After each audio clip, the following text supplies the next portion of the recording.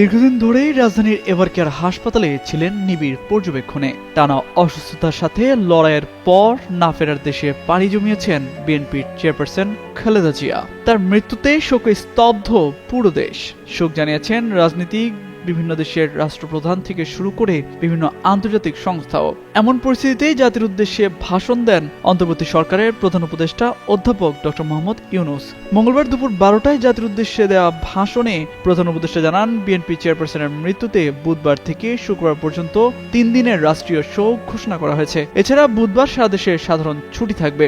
জাতির অপূরণীয় ক্ষতির দিনে দেশবাসীকে শান্ত ও ধৈর্য ধরার আহ্বান জানিয়েছেন প্রধান উপদেষ্টা। বলেন, দেশ ও জাতির জন্য অবদানের কারণে বিএনপির চেয়ারপারসন খালেদা জিয়াকে জাতি চিরকাল স্মরণ করবে।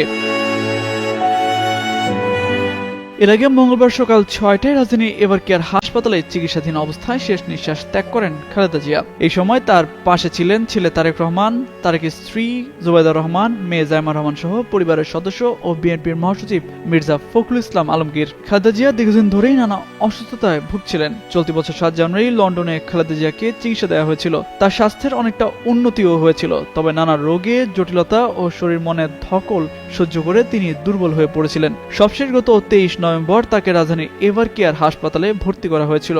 1 মাসের কিছু বেশি সময় সেখানেই চিকিৎসাধীন থাকার পর মারা যান তিনি।